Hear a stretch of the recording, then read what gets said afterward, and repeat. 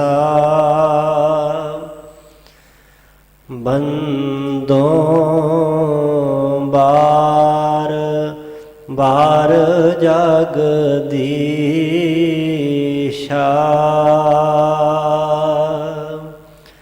जिसमें अमृत ज्ञान है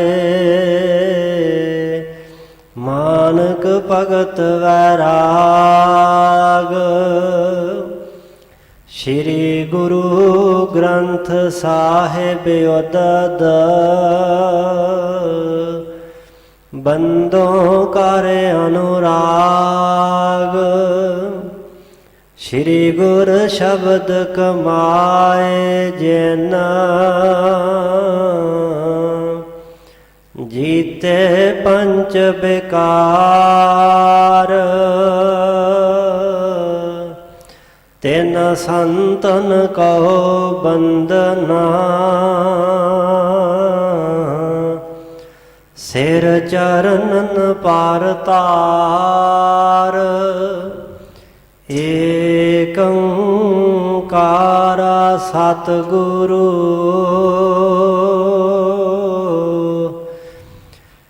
तेह प्रसाद सच होए वाहिगुरु जी की फतेह है विघ्न विनाशन सोए वाहिगुरु जी की फतेह है विघ्न विनाशन सोए।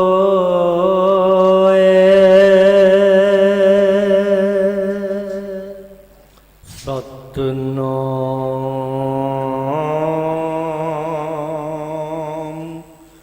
श्री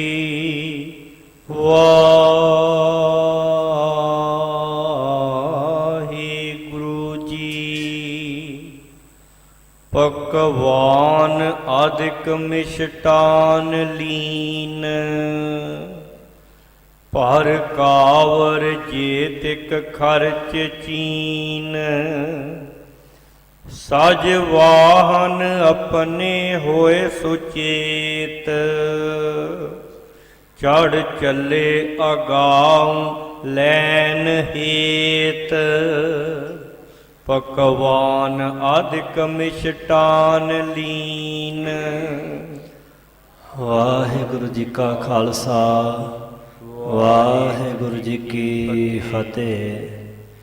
जुगो जुग अटल शब्द गुरु चवर तख्त छतर दे मालक दसां पातशाहियां दी जोत समरथ परतख हाजर नाजर सतगुरु वालीए दो जहां हलत पलत दे रखियक धन धन साहिब सतगुरु आदि श्री गुरु ग्रंथ साहिब जी महाराज। ऐसे दीन दयाल साहिबां सतगुरां दी अपरे अपार किरपा रहमत बख्शिश दा सदका श्री दशमेश पिता जी श्री कलगीधर जी पंथ वाली अमृत दे दाते सतगुरु धन धन धन सतगुरु श्री गुरु गोबिंद सिंह साहिब जी महाराज जी दे महान पावन पवित्र इतिहासक मुकद्दसी अस्थान तखत श्री केसगढ़ साहिब जी विखे हाजरियां भर रहे यात्रा करदियां साहिबां जी दी महान गुर संगत पंगत दा लाह खट रहे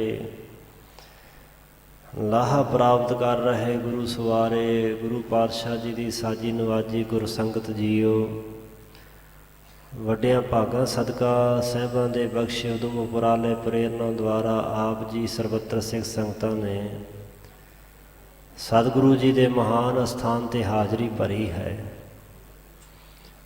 साहिबां जी दे महान पावन अस्थान ते लड़ीवार सतगुरु दे इतिहास जीवन बिरतांत की विचार चल रही है।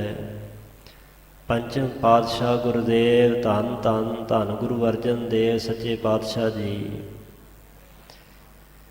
ਮੇਰੀ ਪੀਰ ਦੇ ਮਾਲਕ ਸ੍ਰੀ ਗੁਰੂ ਹਰਗੋਬਿੰਦ ਪਾਤਸ਼ਾਹ ਮਹਾਰਾਜ ਜੀ ਦੀ ਬਰਾਤ ਲੈ ਕਰਕੇ ਬਰਾਤੀ ਸੱਜਣਾ ਗੁਰਸਿੱਖਾਂ ਸਿੱਖ ਸੰਗਤਾਂ ਦੇ ਸਮੇਤ ਸ੍ਰੀ ਅੰਮ੍ਰਿਤਸਰ ਸਾਹਿਬ ਤੋਂ ਚਾਲਾ ਪਾ ਕੇ ਪੜਾਵਰ ਪੜਾ ਚੱਲਦੇ ਹੋਏ ਖਡੂਰ ਸਾਹਿਬ ਨਗਰ ਦੇ ਸਾਹਿਬਾਂ ਦੇ ਅਸਥਾਨਾਂ ਦੇ ਗੋਂਦਵਾਲ ਸਾਹਿਬ ਵਿਖੇ ਸਾਹਿਬਾਂ ਦੇ ਅਸਥਾਨਾਂ ਦੇ ਦਰਸ਼ਨ ਦੀਦਾਰ ਕਰਕੇ ਗੁਰਦੁਆਰਾ ਬੇਰ ਸਾਹਿਬ ਵਿਖੇ ਪਹੁੰਚੇ, ਜਿੱਥੇ ਅੱਜ ਵੀ ਉਹ ਬੇਰੀ ਸੁਭਾਏਮਾਨ ਹੈ ਵੇਈ ਦੇ ਕੰਢੇ ਦੇ ਉੱਪਰ। ਬੇਰ ਸਾਹਿਬ ਵਿਖੇ ਦਰਸ਼ਨ ਦੀਦਾਰ ਕਰਕੇ ਗੁਰਦੁਆਰਾ ਹੱਟ ਸਾਹਿਬ ਵਿਖੇ ਸਾਹਿਬਾਂ ਦੇ ਅਸਥਾਨ ਦੇ ਦਰਸ਼ਨ ਕਰਦਿਆਂ ਅੱਗੇ ਚਾਲਾ ਪਾਇਆ। ਸੁਲਤਾਨਪੁਰ ਸਾਹਿਬ ਤੋਂ ਬਿਲਕੁਲ ਨੇੜੇ ਨਗਰ ਹੈ, ਚੜ੍ਹਦੇ ਪਾਸੇ ਡੱਲਾ ਪਿੰਡ। ਉਸ ਡੱਲੇ ਨਗਰ ਦੇ ਨੇੜੇ ਜਾ ਕਰਕੇ ਪਹੁੰਚੇ। ਅੱਗੇ ਖਬਰ ਪਹੁੰਚੀ ਬਰਾਤ ਦੇ ਆਉਣ ਦੀ। ਭਾਈ ਨਰਾਇਣ ਦਾਸ ਜੀ ਆਪਣੇ ਸੰਗੀ ਸਾਥੀਆਂ ਨੂੰ ਨਾਲ ਲੈ ਕਰਕੇ ਸਾਰੀ ਤਿਆਰੀ ਕਰਵਾਈ। ਤਿਆਰੀ ਕਰਕੇ ਅੱਗੋਂ ਸਤਿਗੁਰੂ ਪਾਤਸ਼ਾਹ ਜੀ ਦਾ ਅਦਬ ਸਤਿਕਾਰ ਕਰਦਿਆਂ ਲੈਣ ਵਾਸਤੇ ਚੱਲ ਕਰਕੇ ਆਇਆ। ਜਿਵੇਂ ਭਾਈ ਸਾਹਿਬ ਜੀ ਅਗਲਾ ਇਤਿਹਾਸ ਸੁਣਾ ਰਹੇ ਹਨ, ਸ਼ਰਧਾ ਭਾਵਨਾ ਦੇ ਸਹਿਤ ਸਰਵਣ ਕਰੀਏ ਜੀ। ਪਕਵਾਨ ਅਧਿਕ ਮਿਸ਼ਟਾਨ ਲੀਨ, ਭਾਰ ਕਾਵਰ ਜੇਤਿਕ ਖਰਚ ਚੀਨ। ਪਕਵਾਨ ਕਹਿੰਦੇ ਨੇ ਉਹ ਪਦਾਰਥ ਜਿਹੜੇ ਤਲੇ ਹੋਏ ਹੋਣ। ਭੋਜਨ ਕਿਹਾ ਜਾਂਦਾ ਹੈ ਜਿਵੇਂ ਚੌਲ ਹੋਣ, ਰੋਟੀ ਪ੍ਰਸ਼ਾਦਾ ਹੋਵੇ, ਖੀਰ ਹੋਵੇ, ਕੜਾਹ ਹੋਵੇ, ਇਹਨੂੰ ਭੋਜਨ ਆਖਿਆ ਜਾਂਦਾ ਹੈ। ਪਕਵਾਨ ਕਿਹਾ ਜਾਂਦਾ ਹੈ ਜਿਵੇਂ ਪੂੜੀਆਂ ਹੋਣ, ਪੂੜੇ ਹੋਣ, ਜਿਹੜੇ ਤਲੇ ਪਦਾਰਥ ਹਨ, ਜਿਵੇਂ ਸ਼ੱਕਰਪਾਰੇ ਹਨ, ਮਠੀਆਂ ਹਨ, ਇਹ ਸਾਰੇ ਪਕਵਾਨਾਂ ਵਿੱਚ ਆਉਂਦੇ ਹਨ। ਸੋ ਬਹੁਤ ਸਾਰੇ ਮਿੱਠੇ ਪਕਵਾਨ ਲੈ ਕਰਕੇ ਹੋਰ ਛਕਣ ਵਾਲੀਆਂ ਵਸਤੂਆਂ ਉਹਨਾਂ ਦੀਆਂ ਕਾਵਰ ਹੁੰਦੀਆਂ ਵਹਿੰਗੀਆਂ ਭਰ ਕੇ ਜਿੰਨਾ ਕੁ ਖਰਚ ਜਾਣਿਆ ਕਿ ਇੰਨੇ ਕੁ ਬਰਾਤੀ ਆਏ ਹਨ, ਇੰਨੀ ਕੁ ਸੰਗਤ ਸਾਹਿਬਾਂ ਨਾਲ ਹੈ, ਜਿੰਨੀਆਂ ਵਸਤੂਆਂ ਚਾਹੀਦੀਆਂ ਸਨ ਉਹ ਸਾਰੀਆਂ ਨਾਲ ਲੈ ਕਰਕੇ ਸਜ ਵਾਹਨ ਆਪਣੇ ਹੋਏ ਸੁਚੇਤ, ਚੜ ਚੱਲੇ ਅਗਾਉ ਲੈਨ ਹੀਤ। ਭਾਈ ਨਰਾਇਣ ਦਾਸ ਜੀ ਸੋਹਣੇ ਵਾਹਨਾਂ ਅਸਵਾਰੀਆਂ ਤੇ ਸੱਜ ਕਰਕੇ ਸੁਚੇਤ ਸਾਵਧਾਨ ਹੋ ਕੇ ਅਗਾਊ ਚੱਲੇ ਹਨ, ਭਾਵ ਅੱਗੋਂ ਚੱਲੇ ਨੇ ਲੈਣ ਵਾਸਤੇ ਬਰਾਤ ਨੂੰ ਸਤਿਗੁਰੂ ਪਾਤਸ਼ਾਹ ਦਾ ਅਦਬ ਸਤਿਕਾਰ ਕਰਨ ਦੇ ਲਈ।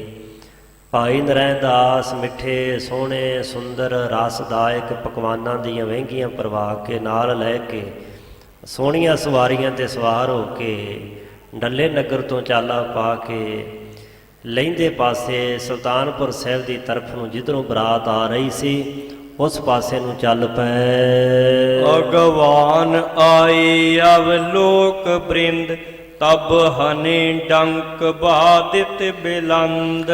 ਜਦੋਂ ਇੱਧਰੋਂ ਬਰਾਤੀ ਸੱਜਣਾ ਨੇ ਵੇਖਿਆ ਕਿ ਲੜਕੀ ਵਾਲੇ ਬੀਬੀ ਵਾਲੇ ਪਾਸੇ ਤੋਂ ਵੀ ਉਹਨਾਂ ਦਾ ਪਰਿਵਾਰ ਆ ਪਹੁੰਚਾ ਹੈ ਤਾਂ ਬਹੁਤ ਖੁਸ਼ੀ ਹੋਈ।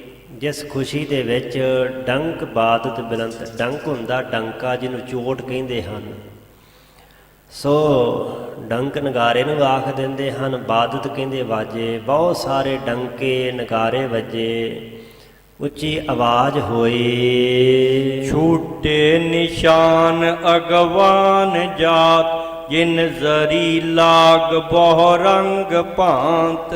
ਨਿਸ਼ਾਨ ਸਾਹਿਬ ਦੇ ਫਰਰੇ ਛੁੱਟ ਰਹੇ ਨੇ, ਅੱਗੇ ਅੱਗੇ ਜਾ ਰਹੇ ਨੇ।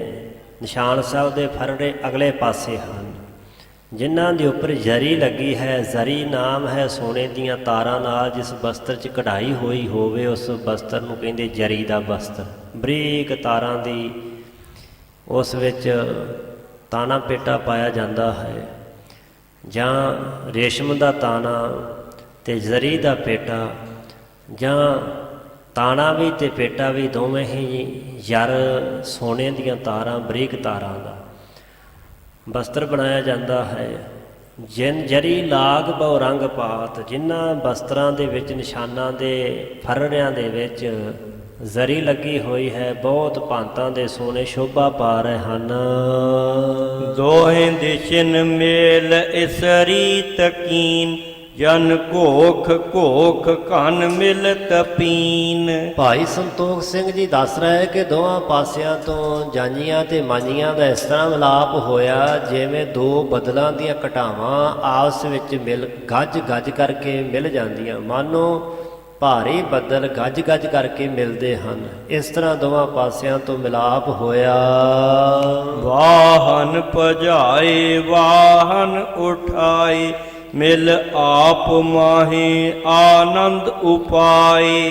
ਆਪਣੇ ਆਪਣੇ ਵਾਹਨ ਸਵਾਰੀਆਂ ਘੋੜੇ ਭਜਾਏ ਤੇ ਭਾਈ ਸਾਹਿਬ ਕਹਿੰਦੇ ਇਸ ਤਰ੍ਹਾਂ ਸਵਾਰੀਆਂ ਘੋੜੇ ਭਜਾ ਕਰਕੇ ਮਿਲ ਆਪ ਮਾਹਿਆਸ ਚ ਮਿਲ ਕਰਕੇ ਬੜਾ ਆਨੰਦ ਪੈਦਾ ਕਰ ਰਹੇ ਹਨ, ਬੜੀ ਖੁਸ਼ੀ ਪ੍ਰਗਟ ਹੋ ਰਹੀ ਹੈ। ਜਨ ਨਦੀ ਹਰਖ ਕੀ ਉਮੜ ਦੋਏ, ਹੋਏ ਸੰਗਮ ਅੰਗ ਉਮੰਗ ਜੋਏ। ਜਨ ਜਨ ਸਮਝੋ ਜਾਣੋ ਕਿ ਜਿਵੇਂ ਖੁਸ਼ੀ ਦੀ ਨਦੀ ਉਮੜ ਪਈ ਹੋਵੇ, ਜਿਵੇਂ ਖੁਸ਼ੀ ਦੀ ਨਦੀ ਵਿੱਚ ਹੜ੍ਹ ਆ ਗਿਆ ਹੋਵੇ, ਹੋਏ ਸੰਗਮ ਅੰਗ ਉਮੰਗ ਜੋਏ।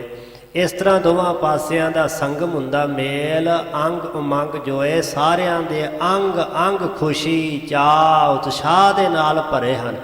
ਅੰਦਰਲੀ ਖੁਸ਼ੀ, ਅੰਦਰ ਦਾ ਆਨੰਦ ਹੁਲਾਰੇ ਮਾਰ ਮਾਰ ਕਰਕੇ ਬਾਹਰ ਪ੍ਰਗਟ ਹੋ ਰਿਹਾ ਹੈ। ਗਨ ਵਸਤ ਅਗਰ ਗੁਰ ਕੀ ਟਿਕਾਈ, ਸਭ ਪਰੇ ਪਾਏ ਚਿਤ ਚਾਈ ਚਾਈ। ਭਾਈ ਨਰੈਣ ਦਾਸ ਜੀ ਦੇ ਨਾਲ ਜਿੰਨੇ ਉਸ ਦੇ ਸੰਗੀ ਸਾਥੀ ਆਏ ਸਨ, ਸਾਰਿਆਂ ਨੇ ਆ ਕੇ ਜੋ ਵਸਤੂਆਂ ਨਾਲ ਲੈ ਕੇ ਆਏ ਸੀ, ਭੇਟਾਵਾਂ ਪਦਾਰਥ ਸਤਿਗੁਰੂ ਪਾਤਸ਼ਾਹ ਦੇ ਅੱਗੇ ਰੱਖ ਦਿੱਤੇ, ਟਿਕਾ ਦਿੱਤੇ ਤੇ ਸਾਹਿਬਾਂ ਦੇ ਚਰਨਾਂ ਦੇ ਉੱਪਰ ਚਾਏ ਚਾਏ ਚਾਈ ਚਾਈ ਚਾਵਾਂ ਦੇ ਨਾਲ ਮਲਾਰਾਂ ਦੇ ਨਾਲ ਭਰੇ ਹੋਏ ਹਿਰਦੇ ਲੈ ਕੇ ਪੰਚਮ ਗੁਰਦੇਵ ਦੇ ਚਰਨਾਂ ਤੇ ਪਏ, ਨਮਸਕਾਰਾਂ ਕੀਤੀਆਂ, ਮੱਥਾ ਟੇਕਿਆ।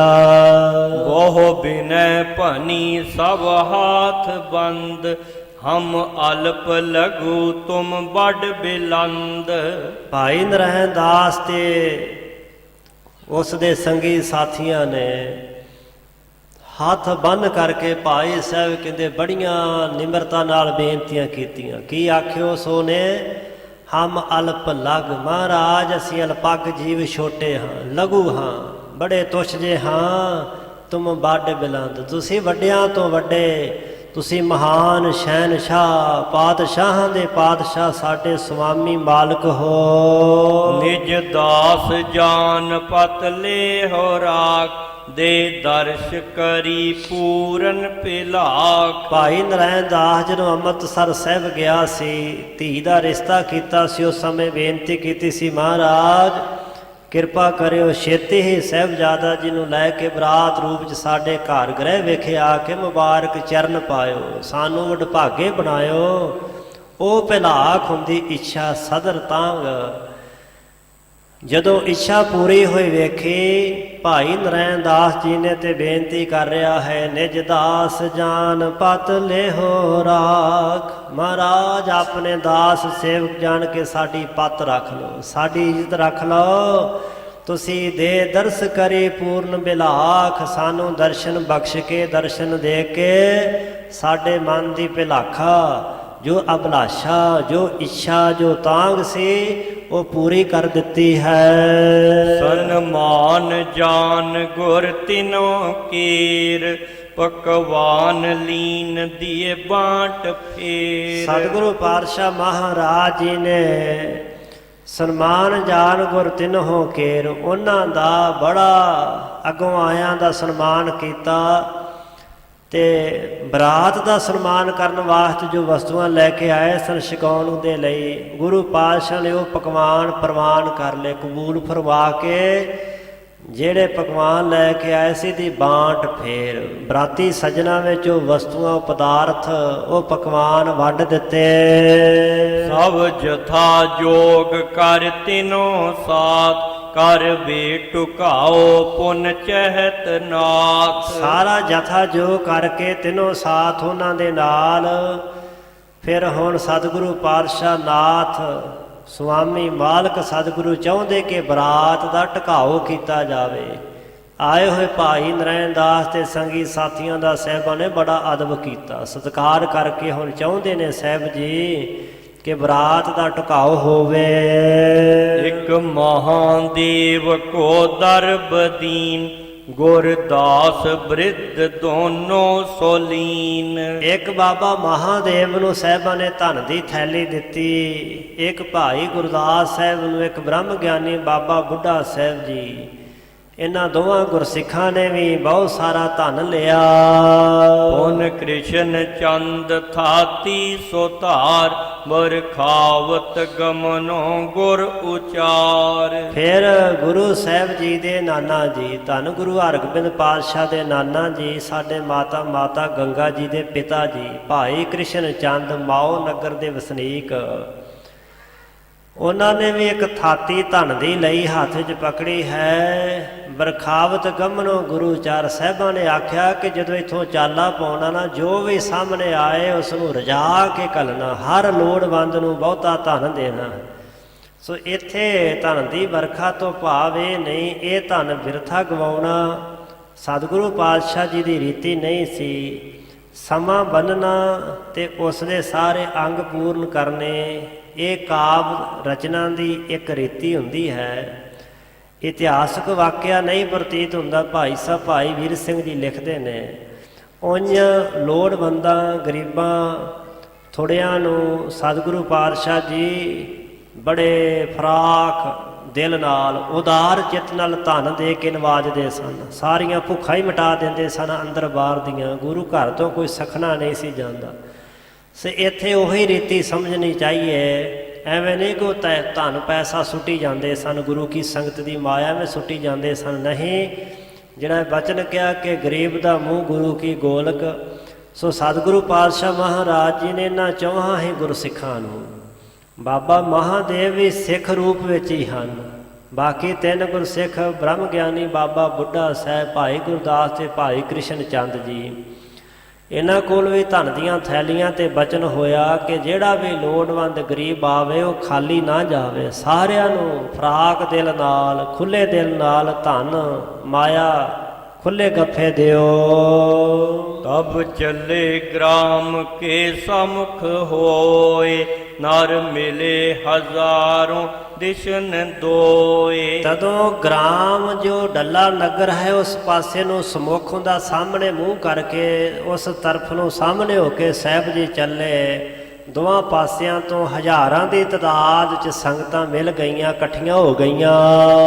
ਗਨ ਬਜਤ ਬਾਜ ਪਈ ਧੂਮ ਧਾਮ, ਵੱਡ ਉੱਠੀ ਧੂਲ ਲੀਏ ਸ਼ਾਦ ਗ੍ਰਾਮ। ਬੜੇ ਵਾਜੇ ਵੱਜੇ, ਭਾਈ ਸਾਹਿਬ ਕਹਿੰਦੇ ਧੂਮ ਧਾਮ ਹੋਏ ਤੇ ਬਹੁਤ ਵੱਡੀ ਧੂਲ ਮਿੱਟੀ ਉੱਠੀ ਤੇ ਜਿਸ ਨੇ ਸ਼ਾਦ ਅਸਮਾਨ ਨੂੰ ਢੱਕ ਲਿਆ।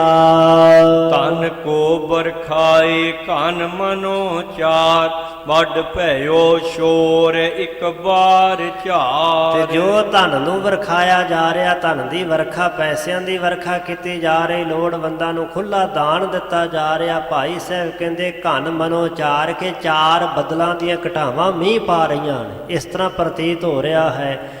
ਚੌਵਾਂ ਹੀ ਹੱਥਾਂ ਵਿੱਚੋਂ ਪੈਸੇ ਦੀ ਵਰਖਾ ਹੋ ਰਹੀ ਹੈ, ਚਾਰ ਗੁਰਮੁਖਾਂ ਦੇ ਹੱਥਾਂ 'ਚੋਂ।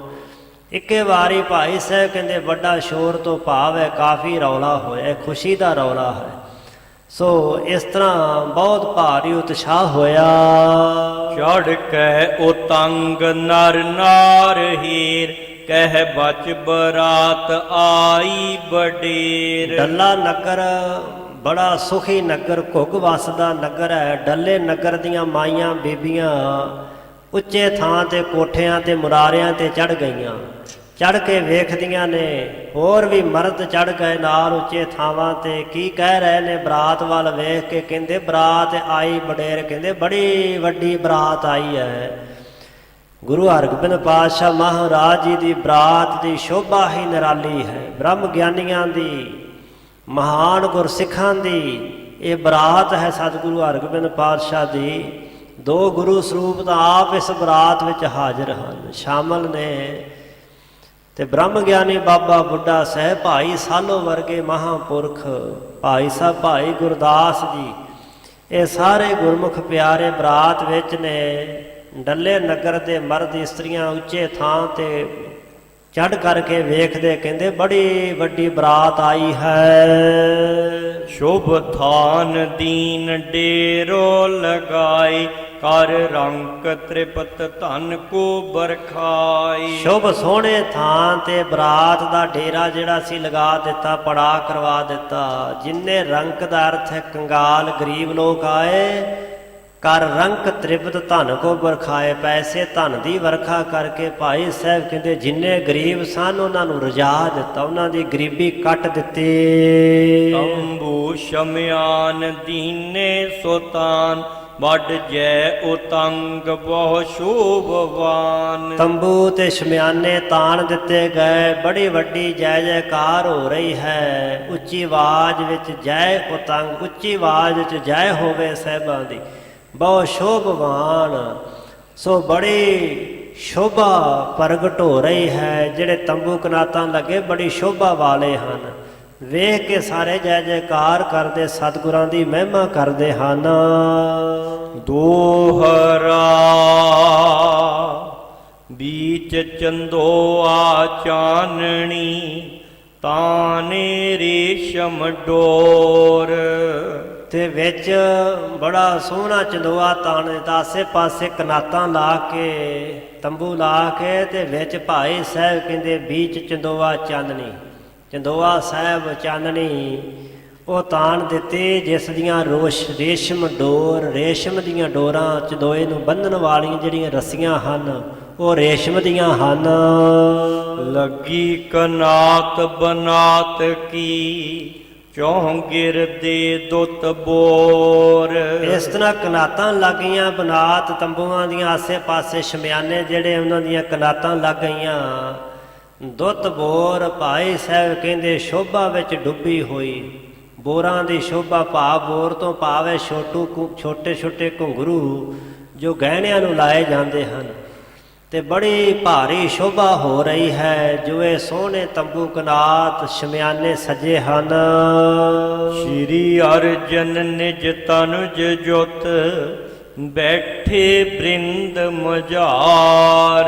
ਪੰਚਮ ਗੁਰਦੇਵ ਧੰਨ ਗੁਰੂ ਅਰਜਨ ਦੇ ਪਾਤਸ਼ਾਹ ਨਿਜ ਤਨਜ ਜੋਤ, ਨਿਜ ਆਪਣੇ ਤਨਜ ਦਾ ਅਰਥ ਹੈ ਪੁੱਤਰ, ਆਪਣੇ ਸਾਹਿਬਜ਼ਾਦਾ ਗੁਰੂ ਹਰਗੋਬਿੰਦ ਸਾਹਿਬ ਜੀ ਦੇ ਜੋਤ ਸਮੇਤ ਉਸ ਤੰਬੂ ਦੇ ਮਝਾਰ ਅੰਦਰ ਵਿੱਚ ਸੋਹਣੇ ਚੰਦੋਏ ਦੇ ਥੱਲੇ ਬੈਠੇ ਸੱਜੇ ਹਨ। ਮਨੋ ਸੁਧਰਮਾ ਸ਼ੋਭਤੀ, ਬਸਨ ਬਿਭੂਖਨ ਚਾਰ। ਭਾਈ ਸਾਹਿਬ ਜੀ ਦ੍ਰਿਸ਼ਟਾਂਤ ਦੇ ਕੇ ਸਤਿਗੁਰੂ ਪਾਤਸ਼ਾਹ ਮਹਾਰਾਜ ਜੀ ਦੀ ਵਡਿਆਈ ਮਹਿਮਾ ਕਰਦੇ। ਦ੍ਰਿਸ਼ਟਾਂਤ ਦਾ ਇੱਕ ਪੱਖ, ਇੱਕ ਅੰਗ ਲਿਆ ਜਾਂਦਾ ਹੁੰਦਾ, ਸਾਰੇ ਅੰਗ ਨਹੀਂ ਦ੍ਰਿਸ਼ਟਾਂਤ ਦੇ ਢੁਕਦੇ ਹੁੰਦੇ। ਭਾਈ ਸਾਹਿਬ ਕਹਿੰਦੇ ਗੁਰੂ ਅਰਜਨ ਦੇ ਪਾਤਸ਼ਾਹ ਇਸ ਤਰ੍ਹਾਂ ਸ਼ੋਭ ਰਹੇ ਨੇ। ਮਨੋ ਸੁਧਰਮਾ ਸ਼ੋਭਤੀ, ਸੁਧਰਮਾ ਕਹਿੰਦੇ ਨੇ ਇੰਦਰ ਦੀ ਸਭਾ ਨੂੰ, ਜਿਵੇਂ ਰਾਜਾ ਇੰਦਰ ਸਭਾ 'ਚ ਸ਼ੋਭਾ ਪਾਉਂਦਾ ਦੇਵਤਿਆਂ ਸਮੇਤ, ਇਸੇ ਤਰ੍ਹਾਂ ਹੀ ਪੰਚਮ ਗੁਰਦੇਵ ਬਰਾਤੀ ਸੱਜਣਾ ਦੇ ਸਮੇਤ ਸੋਹਣੇ ਸ਼ਮਿਆਨੇ ਤੰਬੂ ਦੇ 'ਚ ਸੋਹਣੇ ਚੰਦੋਏ ਥੱਲੇ ਬੈਠੇ ਹੋਏ ਭਾਰੀ ਸ਼ੋਭਾ ਪਾ ਰਹੇ। ਬਸਨ ਬਿਭੂਖਨ ਚਾਰ, ਬਸਨ ਬਸਤਰ ਵਿਭੂਖਣ ਗਹਿਣੇ ਜਿਹੜੇ ਚਾਰ ਸੁੰਦਰ ਸੱਜਦੇ ਹਨ। ਦੋਹਰਾ ਸ਼੍ਰੀ ਅਰਜਨ ਕੇ ਸਾਥ ਤਬ, ਮਿਲਨ ਹਿਤ ਹਿਤ ਧਾਰ। ਹੁਣ ਭਾਈ ਸਾਹਿਬ ਜੀ ਅੱਗੇ ਨਵਾਂ ਪ੍ਰਸੰਗ ਪ੍ਰਾਰੰਭ ਕੀਤਾ ਹੈ। ਬਰਾਤ ਜਿਵੇਂ ਜਾ ਕੇ ਪਹੁੰਚੀ, ਆਨੰਦ ਕਾਰਜ ਹੋਇਆ, ਉਹ ਸਾਰਾ ਭਾਈ ਸਾਹਿਬ ਜੀ ਨੇ ਇਸ ਅਧਿਆਏ, ਇਸ 12ਵੇਂ ਅੰਸੂ ਦੇ ਵਿੱਚ ਅੱਗੇ ਬਿਆਨ ਕੀਤਾ। ਪਹਿਲੇ ਅੰਸੂ ਦੀ ਇੱਥੇ 11ਵੇਂ ਦੀ ਸਮਾਪਤੀ ਤੇ ਅੱਗੇ 12ਵੇਂ ਦੀ ਆਰੰਭਤਾ ਹੋਈ ਹੈ। ਇਸ ਅੰਦਰ ਪਿਛਲੀਆਂ ਕੁਝ ਗੱਲਾਂ ਦਾ ਫੇਰ ਵਰਣਨ ਕੀਤਾ ਹੈ, ਕਿਉਂਕਿ ਕਈ ਵਾਰੀ ਭਰਮ ਪੈਦਾ ਹੋ ਜਾਂਦਾ ਕਿ ਮਿਲਣੀ ਗਿਲਣੀ ਤਾਂ ਪਹਿਲਾਂ ਹੀ ਹੋ ਚੁੱਕੀ, ਗੁਰੂ ਸਾਹਿਬ ਪਹਿਲਾਂ ਹੀ ਪੜਾ ਲਾ ਚੁੱਕੇ, ਭਾਈ ਸਾਹਿਬ ਦੱਸ ਚੁੱਕੇ, ਤੇ ਫਿਰ ਗੱਲਾਂ ਕਹਿਣ ਦੀ ਕੀ ਲੋੜ ਹੈ। ਸੋ ਭਾਈ ਸਾਹਿਬ ਜੀ ਨੇ ਕੁਝ ਗੱਲਾਂ ਨੂੰ ਦੁਬਾਰਾ ਫਿਰ ਦੁਹਰਾਇਆ ਹੈ, ਭਰਮ ਵਿੱਚ ਪੈਣ ਦੀ ਲੋੜ ਨਹੀਂ। ਸ਼੍ਰੀ ਅਰਜਨ ਕੇ ਸਾਥ ਤਬ, ਤਦੋਂ ਗੁਰੂ ਅਰਜਨ ਦੇ ਪਾਤਸ਼ਾਹ ਦੇ ਨਾਲ ਮਿਲਨ ਹੇਤ ਹਿਤ ਧਾਰ, ਮਿਲਣ ਵਾਸਤੇ ਬੜਾ ਪ੍ਰੇਮ ਸ਼ਰਧਾ ਭਾਵਨਾ ਧਾਰ ਕੇ। ਪਿਆਰ ਨਰਾਇਣ ਦਾਸ ਭਾ, ਗਨ ਬਸਤੁਨ ਸੰਭਾਰ। ਸੋ ਮਿਲਣੀ ਵਾਸਤੇ ਭਾਈ ਨਰੈਣ ਦਾਸ ਜਿਹੜਾ ਨਾ ਤਿਆਰ ਹੋਇਆ ਤੇ ਬਹੁਤ ਸਾਰੀਆਂ ਵਸਤੂਆਂ ਜਿਹੜੀਆਂ ਸੋਹਣੀਆਂ ਵਸਤੂਆਂ ਸਨ ਸੰਭਾਲ ਲਈਆਂ। ਚੌਪਈ ਜਰੇ ਜ਼ੀਨ ਬਾਜੀ ਚਪਲਾਵਤ, ਗਾਰੇ ਬਿਭੂਖਨ ਸ਼ੋਭ ਬੜਾਵਤ। ਸੋ ਜੀਨ ਦੀਆਂ ਕਾਠੀਆਂ ਜਿਨ੍ਹਾਂ ਵਿੱਚ ਜੜਾਊ ਜੜੇ ਹੋਏ ਬਾਜੀ, ਇਹੋ ਜਿਹੇ ਘੋੜੇ ਜਿਨ੍ਹਾਂ ਤੇ ਸੋਹਣੀਆਂ ਕਾਠੀਆਂ, ਘੋੜੇ ਜਿਹੜੇ ਚਪਲਾਵਤ ਬੜੇ ਚੰਚਲ ਨੇ। ਇਹ ਨਹੀਂ ਕਿ ਉਹਨਾਂ ਨੂੰ ਕੋਈ ਛਾਂਟਾ ਮਾਰੀ ਜਾਵੇ ਤੇ ਉਹ ਹਿੱਲਣ ਦਾ ਨਾਂ ਹੀ ਨਾ ਲੈਣ। ਸੋ ਬੜੇ ਚਪਲਾਵਤ ਚੰਚਲ ਘੋੜੇ ਜਿਨ੍ਹਾਂ ਦੇ ਗਲ ਵਿੱਚ ਬਿਭੂਖਣ ਗਹਿਣੇ ਤੇ ਸ਼ੋਭ ਵਡਾਵਤ ਬੜੀ ਸ਼ੋਭਾ ਵਧਾਉਂਦੇ ਹਨ। ਬਸਤਰ ਰੇਸ਼ਮੀ ਸ਼ਾਦਨ ਕੀਨੇ, ਗਹਿ ਲਗਾਮ ਨ ਥਿਰਤਾ ਲੀਨੇ। ਜਿਨ੍ਹਾਂ ਘੋੜਿਆਂ ਦੇ ਉੱਪਰ ਰੇਸ਼ਮ ਦੇ ਬਸਤਰ ਪਾ ਕੇ ਉੱਪਰੋਂ ਢੱਕੇ ਹੋਏ ਨੇ, ਹੱਥ 'ਚ ਲਗਾਮ ਫੜਿਆ ਵੀ ਖਿਲਾਰਿਆ ਵੀ, ਭਾਈ ਸਾਹਿਬ ਕਹਿੰਦੇ ਨਾ ਥਿਰਤਾ ਲੀਨੇ। ਇੰਨੇ ਚੰਚਲ ਨੇ ਉਹ ਫਿਰ ਵੀ ਲੱਤਾਂ ਇੱਧਰ ਉੱਧਰ ਕਰੀ ਜਾਂਦੇ ਹਨ, ਤੁਰੇ ਫਿਰਦੇ ਹਨ। ਲਗਾਮ ਫੜ ਕੇ ਖਲੋਤਿਆਂ ਵੀ ਇੱਧਰ ਉੱਧਰ ਤੁਰੇ ਫਿਰਦੇ ਹਨ। ਇਹੋ ਜਿਹੇ ਸੋਹਣੇ ਸੁੰਦਰ ਘੋੜੇ ਹਨ। ਲੇ ਬਹੁ ਮੋਲੇ ਲਲਿਤ ਦੁਕੂਲ, ਸ਼੍ਰੀ ਸਤਿਗੁਰ ਕੇ ਹੋਏ ਅਨਕੂਲ। ਲੈ ਬਹੁ ਮੋਲੇ ਬਹੁਤੇ ਮੁੱਲ ਦੇ ਲਲਤ ਦੁਕੂਲ। ਲਲਤ ਲਾਲ ਵੀ ਹੁੰਦਾ ਤੇ ਲਲਤ ਸੁੰਦਰ ਵੀ ਹੁੰਦਾ। ਦੁਕੂਲ ਕਹਿੰਦੇ ਨੇ ਬਸਤਰਾਂ ਨੂੰ, ਸਰੋਪਿਆਂ ਨੂੰ। ਜਿਵੇਂ ਲੋਈਆਂ ਦੀ ਮਿਲਣੀ ਕੀਤੀ ਜਾਂਦੀ, ਲੋਈਆਂ ਲੈ ਕੇ। ਦੁਕੂਲ ਬਹੁਤ ਸਾਰੇ ਰੇਸ਼ਮ ਦੇ ਬਸਤਰ ਸਰੋਪਾ ਰੂਪ ਵਿੱਚ ਜਿਹੜੇ ਦਿੱਤੇ ਜਾਂਦੇ ਸਨ, ਉਹ ਲੈ ਕੇ ਸ਼੍ਰੀ ਸਤਿਗੁਰ ਕੋ ਹੋਏ ਅਨੁਕੂਲ। ਸਤਿਗੁਰੂ ਪਾਤਸ਼ਾਹ ਦੇ ਅਨੁਕੂਲ ਅਨਸਾਰੀ ਹੋ ਕਰਕੇ ਭਾਈ ਨਰੈਣ ਦਾਸ ਜੀ ਉਪਰ ਧਰ ਕਰ ਗਨ ਦੀ ਨਾਰੂ, ਲੀ ਕਰ ਸੰਗ ਨਰਨ ਪਰਵਾਰੂ। ਉੱਪਰ ਧਰ ਕਰਕੇ ਜਨਾਰੂ ਹੁੰਦੀਆਂ ਨੇ ਮੋਹਰਾਂ, ਉਹਨਾਂ ਬਸਤਰਾਂ ਦੇ ਉੱਪਰ ਜਿਹੜੇ ਦਕੂਲ ਸੋਹਣੇ ਬਸਤਰ ਨੇ ਉਹਨਾਂ ਦੇ ਉੱਪਰ ਨਾਲ ਮਾਇਆ ਰੱਖੀ ਮੋਹਰਾਂ। ਲੈ ਕਰ ਸੰਗ ਨਰਨ ਪਰਿਵਾਰੂ, ਆਪਣਾ ਸਾਰਾ ਪਰਿਵਾਰ ਤੇ ਹੋਰ ਸੰਗੀ ਸਾਥੀ ਨਾਲ ਲੈ ਕੇ ਭਾਈ ਨਰੈਣ ਦਾਸ ਜੀ ਬੰਦਪ ਸਖਾ ਸਹਿਤ ਸਮਦਾਉ, ਚੱਲਿਓ ਨਰਾਇਣ ਦਾਸ ਅਗਾਉ। ਬੰਦਪ ਹੁੰਦੇ ਰਿਸ਼ਤੇਦਾਰ ਤੇ ਸਖਾ ਕਹਿੰਦੇ ਮਿੱਤਰ ਨੂੰ। ਜਿੰਨੇ ਮਿੱਤਰ ਸੱਜਣ ਸਨ ਭਾਈ ਸਾਹਿਬ ਜੀ, ਭਾਈ ਨਰੈਣ ਦਾਸ ਜੀ ਦੇ ਬੰਦਪ ਰਿਸ਼ਤੇਦਾਰ ਸਹਿਤ ਸਮਦਾਉ ਨਾਲ ਸਾਰਿਆਂ ਦੇ ਸਮੇਤ ਚੱਲਿਓ ਨਰਾਇਣ ਦਾਸ ਅਗਾਊ। ਭਾਈ ਨਰਾਇਣ ਦਾਸ ਜੀ ਅੱਗੋਂ ਚੱਲ ਪਏ ਹਨ, ਅਗਲਵਾਂਢੀ ਹੋ ਕਰਕੇ ਤੁਰ ਪਏ ਹਨ। ਸ਼੍ਰੀ ਅਰਜਨ ਸਨਮੁਖ ਤੇ ਸਮੋ, ਆਏ ਮਿਲਿਓ ਕਰ ਬੇਚੈ ਨਮੋ। ਭਾਈ ਨਰੈਣ ਦਾਸ ਜੀ ਸ੍ਰੀ ਗੁਰੂ ਅਰਜਨ ਦੇਵ ਪਾਤਸ਼ਾਹ ਮਹਾਰਾਜ ਜੀ ਦੇ ਸਾਹਮਣੇ ਤੇ ਸਮੇਂ ਆਇਆ। ਆਏ ਮਿਲਿਓ ਕਰ ਬੇਚੈ ਨਮੋ, ਆ ਕੇ ਮਿਲਿਆ ਤੇ ਨਮਸਕਾਰ ਕਰਨੀ ਚਾਹੁੰਦਾ ਹੈ। ਭਾਈ ਸਾਹਿਬ ਨੇ ਪਹਿਲੀ ਮਿਲਣੀ ਦਾ ਜ਼ਿਕਰ ਕੀਤਾ, ਜਦੋਂ ਪਹਿਲਾ ਮਿਲਾਪ ਹੋਇਆ ਹੈ, ਜਦੋਂ ਬਰਾਤ ਪਹੁੰਚੀ ਹੈ। ਭਾਈ ਨਰੈਣ ਦਾਸ ਜੀ ਆ ਕੇ ਤੇ ਮਿਲਣੀ ਕਰਨੀ ਚਾਹੁੰਦਾ ਹੈ। ਉਤੋ ਪਰੋਹਤ ਤੇ ਸਮਝਾਏ, ਭੁਜਾ ਪਸਾਰ ਮਿਲੋ ਕਰ ਲਾਇਵ। ਜਿਹੜਾ ਪੁਰੋਹਤ ਸੀ ਨਾ ਭਾਈ ਨਰੈਣ ਦਾਸ ਜੀ ਦਾ, ਉਹਨੇ ਸਮਝਾਇਆ ਕਿ ਭਾਈ ਨਰੈਣ ਦਾਸ ਤੁਸੀਂ ਕੀ ਕਰਿਓ, ਤੁਸੀਂ ਭਾਵੇਂ ਧੀ ਵਾਲੇ ਹੋ, ਲੜਕੀ ਵਾਲੇ ਹੋ ਨਾ, ਤੇ ਤੁਹਾਡੇ ਕੁੜਮ ਨੇ ਗੁਰੂ ਅਰਜਨ ਦੇਵ, ਤੇ ਤੁਸੀਂ ਮਿਲਣਾ ਪਤਾ ਕਿੱਦਾਂ ਹੈ। ਭੁਜਾ ਪਸਾਰ ਮਿਲੋ ਗਰ ਲਾਇਵ, ਬਾਹਾਂ ਪਸਾਰ ਕਰਕੇ ਤੇ ਗਲ ਨਾਲ ਲੱਗ ਕੇ ਗੁਰੂ ਅਰਜਨ ਦੇਵ ਪਾਤਸ਼ਾਹ ਨੂੰ ਜੱਫੀ ਪਾ ਕੇ ਮਿਲਣਾ ਹੈ। ਸਮ ਸਮ ਦੀ ਇਸ ਸਮੈ ਬਨੰਤੇ, ਰਾਓ ਰੰਕ ਕੈਸੇ ਸੋਹਵੰਤੇ। ਤੇ ਜਦੋਂ ਮਿਲਣੀ ਦਾ ਸਮਾਂ ਹੋਵੇ ਨਾ, ਫਿਰ ਜਿਹੜੇ ਸਮਧੀ ਹੁੰਦੇ ਕੁੜਮ, ਲੜਕੀ ਦਾ ਬਾਪ ਤੇ ਪਿਤਾ, ਲੜਕੇ ਦਾ ਬਾਪ ਜਿਹੜਾ ਪਿਤਾ ਹੈ, ਇਸ ਸਮੇਂ ਬਨੰਤੇ ਸਮੇਂ ਇੱਕੋ ਜਿਹੇ ਬਣੇ ਹੁੰਦੇ, ਸਮ ਬਰਾਬਰ ਹੁੰਦੇ ਨੇ। ਤੇ ਰਾਓ ਹੋਵੇ, ਭਾਵੇਂ ਕੋਈ ਰਾਜਾ ਹੋਵੇ ਤੇ ਭਾਵੇਂ ਰੰਕ ਕੰਗਾਲ ਹੋਵੇ, ਕੈਸੇ ਸੋਹਵੰਤੇ ਕਿਸੇ ਤਰ੍ਹਾਂ ਵੀ ਕੋਈ ਹੋਵੇ, ਪਰ ਜਦੋਂ ਮਿਲਣੀ ਦਾ ਸਮਾਂ ਹੋਵੇ ਉਦੋਂ ਗਲ ਵਕੜੀ ਵਿੱਚ ਲੱਗ ਕੇ ਜੱਫੀ ਪਾ ਕਰਕੇ ਮਿਲਣੀ ਕੀਤੀ ਜਾਂਦੀ ਹੈ। ਲੌਕਿਕ ਵੈਦਿਕ ਰੀਤ ਜੋ ਦੋ, ਵਿਆਹ ਆਦ ਮਹਿ ਕਰ ਸਭ ਕੋ। ਲੌਕਿਕ ਹੁੰਦੀਆਂ ਲੋਕਾਂ ਦੀਆਂ ਬਣਾਈਆਂ ਰੀਤੀਆਂ, ਤੇ ਵੈਦਿਕ ਹੁੰਦੀਆਂ ਵੇਦਾਂ ਅਨੁਸਾਰ, ਗ੍ਰੰਥਾਂ ਅਨੁਸਾਰ ਜਿਹੜੀਆਂ ਰੀਤੀਆਂ ਬਣੀਆਂ ਕਿ ਆਹ ਰੀਤੀ ਕਰਨੀ ਚਾਹੀਦੀ ਖੁਸ਼ੀ ਦੇ ਸਮੇਂ ਤੇ, ਇਹਨੂੰ ਕਹਿੰਦੇ ਨੇ ਵੈਦਿਕ ਰੀਤੀ। ਲੌਕਿਕ ਰੀਤੀ ਜਿਹੜੀਆਂ ਐਵੇਂ ਕਥਾ ਕਹਾਣੀਆਂ ਕਿਤੇ ਲਿਖੀਆਂ ਨਹੀਂ ਮਿਲਦੀਆਂ, ਪਰ ਮਾਈਆਂ ਬੜੀਆਂ ਅੱਗੇ ਅੱਗੇ ਲਾ ਕੇ ਨਹੀਂ ਇੱਦਾਂ ਨਹੀਂ ਇੱਦਾਂ ਕਰੀਦਾ ਹੁੰਦਾ, ਆਹ ਵੀ ਕਰੀਦਾ ਉਹ ਵੀ ਕਰੀਦਾ, ਪਰ ਲਿਖਿਆ ਕਿਤੇ ਨਹੀਂ। ਇਹਨੂੰ ਕਹਿੰਦੇ ਲੌਕਿਕ ਰੀਤੀ। ਜਿੰਨੀਆਂ ਵੀ ਲੌਕਿਕ ਤੇ ਵੈਦਿਕ ਰੀਤੀਆਂ ਨੇ ਇਹ ਵਿਆਹ ਦੇ ਸਮੇਂ ਉਹ ਪੰਡਤ ਕਹਿਣ ਲੱਗਾ ਕਿ ਕਰਨੀਆਂ ਚਾਹੀਦੀਆਂ ਹਨ, ਇਹ ਤੁਹਾਨੂੰ ਹੁਣ ਨਿਭਾਉਣੀਆਂ ਚਾਹੀਦੀਆਂ ਹਨ। ਲਾਜ ਸ਼ੋਰ ਕਰੀਐ ਵਿਵਹਾਰੀ, ਸਮਦੀ ਸੋ ਮਿਲ ਭੁਜਾ ਪਸਾਰੀ। ਤੇ ਲਾਜ ਹੁੰਦੀ ਲੱਜਾ, ਲੱਜਾ ਛੱਡ ਕਰਕੇ ਸ਼ਰਮ ਦਾ ਤਿਆਗ ਕਰਕੇ ਸਾਰਾ ਵਿਵਹਾਰ ਜਿਹੜਾ ਕਾਰ ਵਿਹਾਰ ਹੈ ਮਿਲਣੀਂਦਾ ਉਹ ਤੁਸੀਂ ਕਰੋ। ਸਮਦੀ ਸੋ ਮਿਲ ਭੁਜਾ ਪਸਾਰੇ। ਭਾਈ ਨਰੈਣ ਦਾਸ ਜੀ ਤੁਸੀਂ ਆਪਣੇ ਕੁੜਮ ਗੁਰੂ ਅਰਜਨ ਦੇਵ ਨੂੰ ਬਾਹਾਂ ਪਸਾਰ ਕੇ ਜੱਫੀ ਵਿੱਚ ਲੈ ਕੇ ਮਿਲਣਾ ਕਰੋ। ਸੁਨਤ ਨਰਾਇਣ ਦਾਸ ਬਖਾਨਾ, ਮੈਂ ਕੈਸੇ ਕਰ ਇਨਹੁ ਸਮਾਨਾ। ਹੁਣ ਪੰਡਤ ਆਪਣੀ ਮੱਤ ਘੋੜ ਰਿਹਾ ਸੀ, ਉਹ ਆਪਣੀ ਮੱਤ ਦਾ ਜਿੰਨਾ ਦਾਇਰਾ ਸੀ ਉਹਨਾਂ ਹੀ ਕਹਿ ਸਕਦਾ ਸੀ, ਪਰ ਗੁਰੂ ਕੇ ਮੱਤ ਜਿਹੜੇ ਸਿੱਖ ਨਾ ਉਹਨਾਂ ਕੋਲ ਗੁਰੂ ਦੀ ਮੱਤ ਹੁੰਦੀ ਹੈ। ਗੁਰ ਕੀ ਮੱਤ ਤੋਂ ਲਹੇ ਇਆਨੇ, ਭਗਤ ਬਿਨਾ ਬਹੁ ਡੁੱਬੇ ਸਿਆਣੇ। ਗੁਰੂ ਦੇ ਸਿੱਖ ਗੁਰੂ ਦੀ ਮੱਤ ਲੈਂਦੇ, ਕਿਸੇ ਪੰਡਤ ਦੀ ਨਹੀਂ ਲੈਂਦੇ ਕਿ ਪੰਡਤ ਨੇ ਆ ਕਿਹਾ ਤੇ ਇਸ ਤਰ੍ਹਾਂ ਕਰਨਾ ਚਾਹੀਦਾ। ਭਾਈ ਨਰੈਣ ਦਾਸ ਗੁਰੂ ਦਾ ਸਿੱਖ ਸੀ। ਉਹ ਕਹਿਣ ਲੱਗਾ ਪੰਡਤ ਜੀ ਮੈਂ ਇਸ ਤਰ੍ਹਾਂ ਕਿਵੇਂ ਕਰ ਸਕਦਾ ਹਾਂ, ਜਿਹੜਾ ਤੁਸੀਂ ਸਲਾਹਾਂ ਦਿੰਦੇ ਕਿ ਗੁਰੂ ਅਰਜਨ ਦੇ ਪਾਤਸ਼ਾਹ ਨੂੰ ਗਲ ਨਾਲ ਲਾਓ, ਜੱਫੀ ਪਾ ਕੇ ਮਿਲੋ, ਤੁਹਾਡਾ ਕੁੜਮ ਹੈ ਤੇ ਉਹ ਤੁਹਾਡੇ ਬਰਾਬਰ ਦਾ ਹੀ ਹੈ। ਨਹੀਂ, ਇਹ ਬੜੀ ਵੱਡੀ ਗਲਤੀ ਹੈ।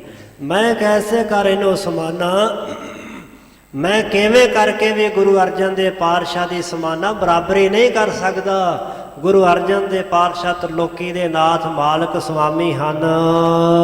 ਲੋਕ ਪਰਲੋਕ ਸਹਾਇਕ ਸੁਆਮੀ, ਤੀਨ ਭਵਨ ਪਤ ਅੰਤਰ ਜਾਮੀ। ਉਹ ਮੇਰੇ ਸਤਿਗੁਰੂ ਸਾਹਿਬ ਹਨ, ਲੋਕ ਤੇ ਪਰਲੋਕ ਦੇ ਵਿੱਚ ਸਹਾਇਕ ਸਹਾਇਤਾ ਕਰਨ ਵਾਲੇ ਮੇਰੇ ਸੁਆਮੀ ਹਨ ਗੁਰੂ ਅਰਜਨ ਦੇ ਪਾਤਸ਼ਾਹ। ਤੀਨ ਭਵਨ ਪਤ, ਤਿੰਨਾਂ ਭਵਨਾਂ ਦੇ ਆਲ ਪਤਾਲ ਤੇ ਆਕਾਸ਼ ਲੋਕ ਦੇ ਪਤੀ ਹਨ। ਮਾਲਕ ਨੇ ਅੰਤਰਜਾਮੀ ਦਿਲਾਂ ਦੀਆਂ ਜਾਣਨ ਵਾਲੇ ਹਨ।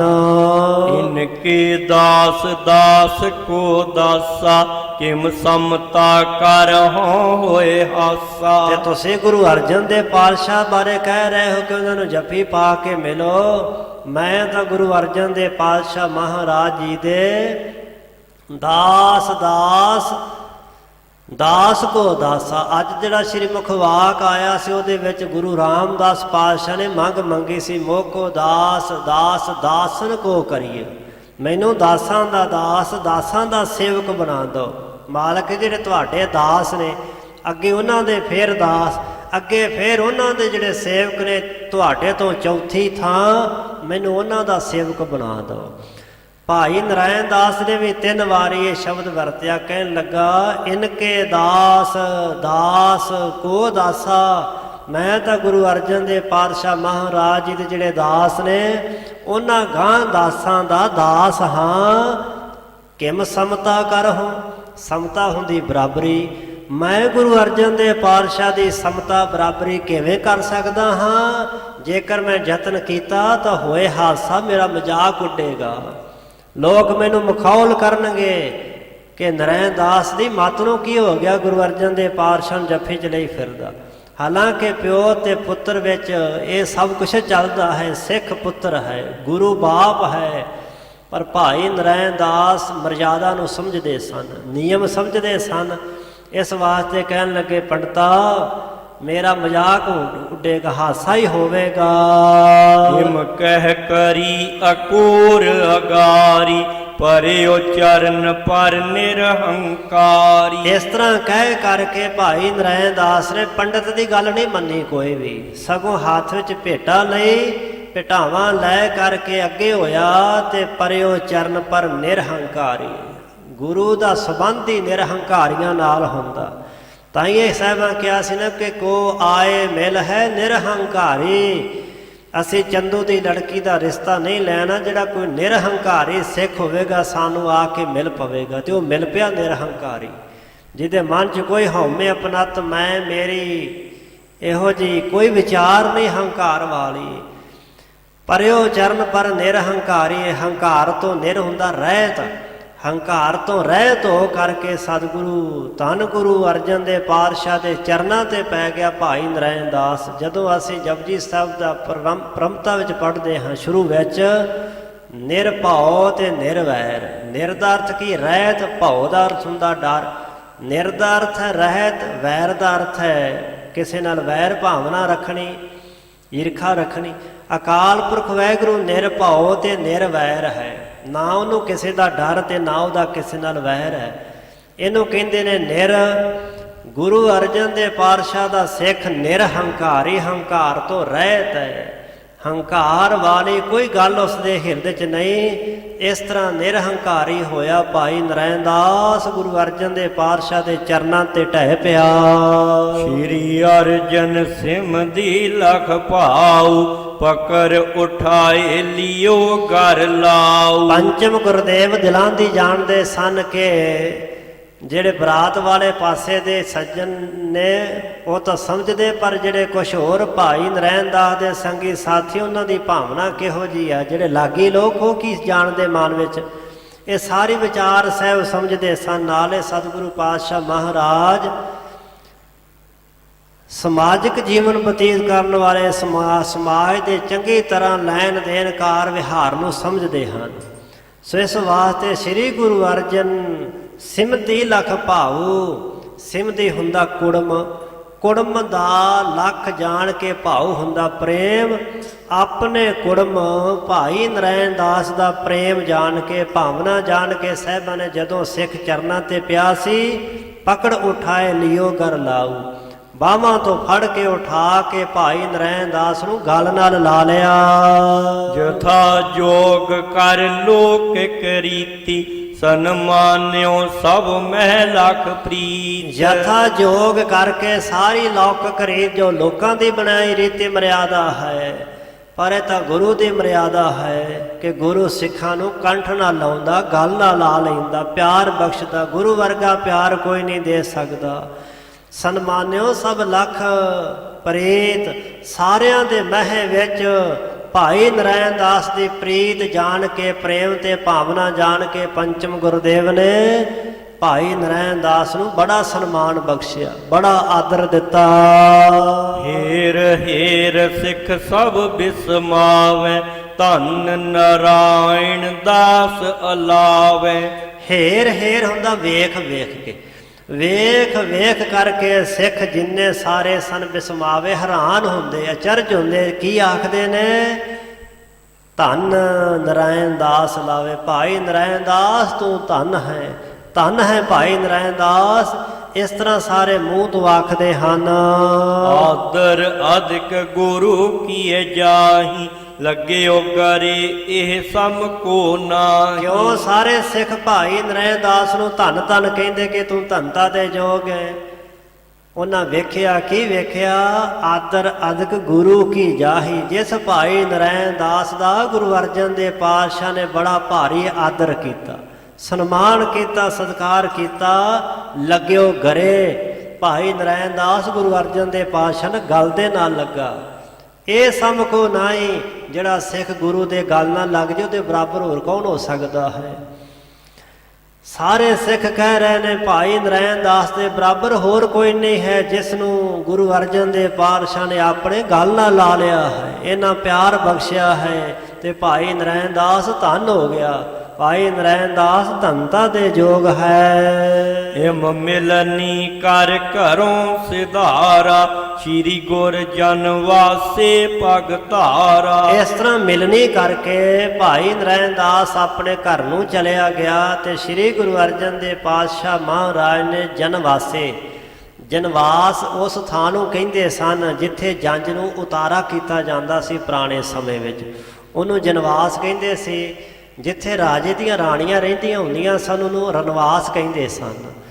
ਇੱਥੇ ਜਨਵਾਸ ਹੈ, ਜਨਵਾਸੇ, ਜਿੱਥੇ ਜੰਝ ਘਰ ਸੀ, ਬਰਾਤ ਦਾ ਉਤਾਰਾ ਕੀਤਾ ਸੀ। ਗੁਰੂ ਅਰਜਨ ਦੇਵ ਪਾਤਸ਼ਾਹ ਮਹਾਰਾਜ ਜੀ ਉੱਥੇ ਪੱਗ ਧਾਰਾ, ਆਪਣੇ ਮੁਬਾਰਕ ਚਰਨ ਉੱਥੇ ਪਾਏ ਹਨ, ਉੱਥੇ ਚਲੇ ਗਏ। ਲਾਵਾਂ ਲੀਨ ਸਮੇਂ ਤਬ ਆਇਓ, ਧੀਨ ਧੂਲ ਪਾਵਨ ਦਰਸਾਇਓ। ਸੋ ਹੁਣ ਲਾਵਾਂ ਲੈਣ ਦਾ ਸਮਾਂ ਆ ਪਹੁੰਚਾ ਹੈ ਤੇ ਉਸ ਸਮੇਂ ਧੇਨ ਧੂਲ ਗਾਵਾਂ ਦੇ ਪੈਰਾਂ ਨਾਲ ਉੜਦੀ ਧੂੜ ਪਾਵਨ ਦਰਸਾਇਓ ਸਮਾਂ ਚੰਗਾ ਸਮਝਿਆ ਜਾਂਦਾ ਸੀ। ਪੁਰਾਣੇ ਸਮੇਂ ਦੀ ਰੀਤੀ ਸੀ, ਸਮਾਜ ਦੀ, ਗੁਰੂ ਘਰ ਦੀ ਨਹੀਂ ਸੀ। ਗੁਰੂ ਘਰ ਵਿੱਚ ਤਾਂ ਅੰਮ੍ਰਿਤ ਵੇਲੇ ਕਾਰਜ ਕਰਨ ਦੀ ਪਰੰਪਰਾ ਮਰਿਆਦਾ ਹੈ ਸਮੇਂ ਸਿਰ, ਕਿਉਂਕਿ ਜਿਹੜੀ ਬਾਣੀ ਗੁਰੂ ਰਾਮਦਾਸ ਜੀ ਨੇ ਸੋਹੀ ਰਾਗ 'ਚ ਉਚਾਰਨ ਕੀਤੀ ਉਹਦਾ ਸਮਾਂ ਹੀ 12 ਵਜੇ ਤੱਕ ਹੈ। ਜਿਹੜਾ ਕਿਹਾ ਜਾਂਦਾ ਕਿ 12 ਵਜੇ ਤੋਂ ਪਹਿਲਾਂ ਆਨੰਦ ਕਾਰਜ ਹੋਣਾ ਚਾਹੀਦਾ, ਉਹ ਕੋਈ ਵਹਿਮ ਭਰਮ ਨਹੀਂ, ਉਹ ਰਾਗ ਦਾ ਸਮਾਂ ਹੀ ਹੈ। ਕਿਉਂਕਿ ਰਾਗ ਜਿਹੜਾ ਸੋਹੀ ਰਾਗ ਉਹ ਗਾਇਆ ਹੀ 12 ਵਜੇ ਤੱਕ ਜਾ ਸਕਦਾ ਹੈ। ਇਸੇ ਵਾਸਤੇ ਗੁਰੂ ਘਰ ਦੀ ਮਰਿਆਦਾ ਹੈ ਕਿ ਸਮੇਂ ਸਿਰ ਆਨੰਦ ਕਾਰਜ ਹੋ ਜਾਵੇ। ਸੋ ਪੁਰਾਣੇ ਸਮੇਂ ਦੀ ਰੀਤੀ ਸੀ ਕਿ ਜਦੋਂ ਮਾਲ ਡੰਗਰ ਪਸ਼ੂ ਬਾਹਰ ਚਾਰਨ ਜਾਈਦਾ ਸੀ ਤੇ ਜਦੋਂ ਵਾਪਸ ਲੈ ਕੇ ਆਈਦਾ ਸੀ ਸ਼ਾਮਾਂ ਜੇ ਦੇ ਸਮੇਂ, ਪਸ਼ੂ ਜਦੋਂ ਘਰ ਨੂੰ ਆ ਰਹੇ ਹੁੰਦੇ ਸੀ ਘੱਟਾ ਮਿੱਟੀ ਉੱਡਦਾ ਸੀ ਉਹਨਾਂ ਦੇ ਖੁਰਾਂ ਨਾਲ, ਤੇ ਉਸ ਸਮੇਂ ਨੂੰ ਲੋਕ ਪਵਿੱਤਰ ਸਮਝਦੇ ਸੀ ਸਨਾਤਨ ਮਤ ਅਨੁਸਾਰ, ਤੇ ਉਸ ਸਮੇਂ ਆਨੰਦ ਕਾਰਜ ਵਿਆਹ ਕੀਤਾ ਜਾਂਦਾ ਹੁੰਦਾ ਸੀ। ਪਰ ਸਤਿਗੁਰੂ ਦੇ ਘਰ ਦੀ ਐਸੀ ਕੋਈ ਮਰਿਆਦਾ ਨਹੀਂ ਕਿ ਉਹ ਸਮਾਂ ਗਾਵਾਂ ਦੇ ਪੈਰਾਂ ਦੀ ਮਿੱਟੀ ਉੱਡ ਉੱਡ ਕੇ ਸਮਾਨ ਨੂੰ ਚੜ੍ਹੇ ਤੇ ਮੂੰਹ ਸਿਰ ਭਰ ਜਾਵੇ ਤਾਂ ਸਮਾਂ ਉਹ ਠੀਕ ਹੈ, ਪਵਿੱਤਰ ਹੈ। ਨਹੀਂ, ਜਿਸ ਸਮੇਂ ਮਾਲਕ ਚੇਤੇ ਆ ਜਾਵੇ ਉਹ ਸਮਾਂ ਸਫਲਾ ਹੈ। ਸੋ ਇੱਥੇ ਉਹ ਪੁਰਾਣੀ ਰੀਤੀ ਦਾ ਜ਼ਿਕਰ ਕੀਤਾ ਹੈ ਕਿ ਲਾਵਾਂ ਲੈਣ ਦਾ ਆਨੰਦ ਕਾਰਜ ਦਾ ਸਮਾਂ ਹੋ ਗਿਆ। ਦਿਜ ਗਨ ਬੈ ਪ੍ਰੇਰਿਓ ਬੈਠੇ ਪਾਸ, ਭੇਜਿਓ ਮਨ ਜੁ ਨਾਰਾਇਣ ਦਾਸ। ਲਾਗੇ ਲੋਕ ਬੈਠ ਗਏ ਤੇ ਉਹਨਾਂ ਭਾਈ ਨਰਾਇਣ ਦਾਸ ਨੂੰ ਪ੍ਰੇਰਿਆ ਕਿ ਭੇਜਿਓ ਮਨ ਜੁ ਨਾਰਾਇਣ ਦਾਸ। ਆਖਿਆ ਕਿ ਜਾਓ ਲਾੜੇ ਨੂੰ, ਉਹਨਾਂ ਦੇ ਬਾਪ ਨੂੰ, ਬਰਾਤੀਆਂ ਨੂੰ ਸੁਨੇਹਾ ਦੇਵੋ ਕਿ ਲਾਵਾਂ ਦਾ ਸਮਾਂ ਹੋ ਗਿਆ ਹੈ, ਆਓ। ਭਾਈ ਨਰਾਇਣ ਦਾਸ ਨੇ ਸੁਨੇਹਾ ਭੇਜਿਆ ਹੈ। ਲਾਵਾਂ ਹਿਤ ਕਰੀਐ ਆਗਵਨੁ, ਮੈਂ ਤਿਆਰੀ ਜੁਤ ਇਸ ਥਿਤ ਭਵਨੁ। ਭਾਈ ਨਰਾਇਣ ਦਾਸ ਨੇ ਸੇਵਾਦਾਰ ਸਿੱਖ ਨੂੰ ਘੱਲਿਆ, ਆਪਣੀ ਤਰਫੋਂ ਬੇਨਤੀ ਕੀਤੀ, ਮਹਾਰਾਜ ਲਾਵਾਂ ਹਿਤ ਕਰੀਏ ਆਗਵਨੁ। ਲਾਵਾਂ ਜਿਹੜੀਆਂ ਸਨ ਘਰ ਵਿੱਚ ਹੁੰਦੀਆਂ ਸਨ, ਅੱਜ ਤਾਂ ਪੈਲਸਾਂ ਦਾ ਹੋਰ ਹੀ ਧੰਦਾ ਚੱਲ ਪਿਆ, ਪਰ ਬੜਾ ਜ਼ਰੂਰੀ ਸਮਝਿਆ ਜਾਂਦਾ ਸੀ ਕਿ ਧੀ ਭੈਣ ਦਾ ਆਨੰਦ ਕਾਰਜ ਗੁਰੂ ਦੇ ਘਰ ਵਿੱਚ ਜਾਂ ਆਪਣੇ ਘਰ ਵਿੱਚ ਹੋਵੇ। ਗੁਰੂ ਦਾ ਘਰ ਵੀ ਸਿੱਖ ਦਾ ਘਰ, ਸਿੱਖ ਦਾ ਘਰ ਗੁਰੂ ਦਾ ਘਰ, ਆਸੇ ਪਾਸੇ ਕਿਤੇ ਨਹੀਂ। ਧੀ ਭੈਣ ਨੂੰ ਘਰ ਵਿੱਚੋਂ ਹੀ ਤੋਰਿਆ ਜਾਵੇ। ਸੋ ਭਾਈ ਸਾਹਿਬ ਨੇ ਸੁਨੇਹਾ ਘੱਲਿਆ ਕਿ ਮਹਾਰਾਜ ਘਰ ਵਿੱਚ ਆਗਮਨ ਕਰੋ, ਆਉਣਾ ਕਰੋ। ਮੈਂ ਤਿਆਰੀ ਜੁਤ ਇਸਤਤ ਭਵਨੁ, ਆਪਣੇ ਭਵਨੁ ਘਰ ਵਿੱਚ ਮੈਂ ਤਿਆਰੀ ਦੇ ਸਮੇਤ ਤਿਆਰ ਬਰ ਤਿਆਰ ਹਾਂ। ਸਾਰੇ ਕਾਰਜ ਜਿਹੜੇ ਉਹ ਤਿਆਰ ਹੋ ਚੁੱਕੇ ਹਨ, ਆਪ ਜੀ ਆ ਕੇ ਘਰ ਵਿੱਚ ਚਰਨ ਪਾਓ। ਜਬ ਜਨਵਾਸ ਬਿਖੈ ਸੁਧ ਆਈ, ਹਨੇ ਡੰਕ ਸਭ ਬਾਜ ਬਜਾਈ। ਜਦੋਂ ਜਨਵਾਸ ਜੰਝ ਘਰ ਵਿੱਚ ਇਹ ਖਬਰ ਪਹੁੰਚੀ ਕਿ ਹੁਣ ਆਨੰਦ ਕਾਰਜ ਹੋਣਾ ਹੈ, ਤਾਂ ਉਸੇ ਸਮੇਂ ਫਿਰ ਡੰਕਿਆਂ ਤੇ ਚੋਟਾਂ ਪੈ ਗਈਆਂ, ਨਗਾਰੇ ਵੱਜੇ, ਵਾਜੇ ਵੱਜ ਉੱਠੇ। ਲਗ ਧੁੰਦਵ ਵੱਡ ਧੌਂਸ ਤੁੰਕਾਰੀ, ਤੁਰੀ ਮੁਰਲ ਨਫੀਰ ਸੰਭਾਰੀ। ਤੇ ਜਿਸ ਤਰ੍ਹਾਂ ਬਰਾਤ ਜਦੋਂ ਤੁਰੀ ਉਸ ਸਮੇਂ ਵੀ ਫਿਰ ਲਗ ਧੁੰਦਵ, ਛੋਟੇ ਵੱਡੇ ਜਿਹੜੇ ਨਗਾਰੇ ਸਨ ਧੌਂਸੇ, ਉਹ ਤੁੰਕਾਰੀ ਉਹਨਾਂ ਦੀ ਆਵਾਜ਼ ਹੋਈ, ਵੱਜੇ। ਤੁਰ ਰਹੀਆਂ ਮੁਰਲੀਆਂ ਨਫੀਰੀਆਂ ਉਹ ਵੀ ਵਜਾਉਣ ਵਾਲਿਆਂ ਨੇ ਸੰਭਾਲ ਲਈਆਂ, ਵਜਾਉਣੀਆਂ ਸ਼ੁਰੂ ਕਰਤੀਆਂ। ਪਟੈ ਪਣਵ ਵੱਡ ਢੋਲ ਬਜਾਏ, ਸੋਨਿਤ ਉੱਠੇ ਤਤ ਛਿਨ ਸਮੁਦਾਇ। ਜਦੋਂ ਇਸ ਤਰ੍ਹਾਂ ਨਗਾਰੇ ਪਟੇ ਢੋਲ ਵੱਜ ਪਏ, ਸੁਣ ਕਰਕੇ ਬਰਾਤੀ ਸਾਰੇ ਤਤ ਛਿਨ ਤੁਰੰਤ ਹੀ ਉੱਠ ਪਏ। ਕੋਈ ਆਰਾਮ ਕਰ ਰਿਹਾ, ਕੋਈ ਬੈਠਾ ਸੀ, ਲੰਮਾ ਪੈਂਡਾ ਤੈਅ ਕਰਕੇ ਆਏ ਸਨ। ਸੋ ਕਿਉਂਕਿ ਜਿਹੜਾ ਇਸ ਤਰ੍ਹਾਂ ਦਾ ਰੋਜ਼ ਤੁਰੇ ਜਾਣਾ ਉਹ ਥਕੇਵਾਂ ਹੋ ਹੀ ਜਾਂਦਾ ਹੈ। ਸੋ ਬਰਾਤੀ ਸੱਜਣ ਥਕੇਵਾਂ ਲਾ ਰਹੇ ਸਨ, ਸੱਜ ਰਹੇ ਸਨ ਜਿੱਥੇ ਬਰਾਤ ਠਹਿਰਾਈ ਸੀ। ਜਦੋਂ ਇਹ ਵਾਜੇ ਵੱਜੇ, ਸੁਣੇ ਨਗਾਰਿਆਂ, ਚੋਟਾਂ ਪਈਆਂ, ਢੋਲ ਵੱਜੇ, ਉਹ ਛੇਤੀ ਨਾਲ ਉੱਠ ਪਏ। ਦੁੱਲੋ ਸ਼੍ਰੀ ਹਰਿ ਗੋਬਿੰਦ ਚੰਦ, ਗੁਰ ਨੰਦਨ ਸੁੰਦਰ ਸੁਖ ਕੰਦ। ਦੁੱਲਾ, ਦੁੱਲੋ ਕਹਿੰਦੇ ਲਾੜਾ, ਲਾੜਾ ਸ਼੍ਰੀ ਗੁਰੂ ਹਰਗੋਬਿੰਦ ਪਾਤਸ਼ਾਹ ਚੰਦਰਮੇ ਸਰੀਖੇ ਗੁਰੂ ਅਰਜਨ ਦੇ ਪਾਤਸ਼ਾਹ ਦੇ ਨੰਦਨ ਹੁੰਦਾ ਪੁੱਤਰ, ਸੁੰਦਰ ਸੋਹਣੇ ਸੁਖ ਕੰਦ, ਸੁੱਖਾਂ ਦੇ ਬੱਦਲ, ਸੁੱਖਾਂ ਦੇ ਮੂਲ, ਸੁੱਖਾਂ ਦੇ ਸਾਗਰ ਗੁਰੂ ਹਰਗੋਬਿੰਦ ਪਾਤਸ਼ਾਹ ਮਹਾਰਾਜ ਲਾੜੇ ਦੇ ਰੂਪ ਵਿੱਚ ਪੂਰਨਮਾਸ਼ੀ ਦੇ ਚੰਦਰਮਾ ਦੀ ਤਰ੍ਹਾਂ ਸ਼ੋਭਾ ਪਾਉਂਦੇ ਹਨ।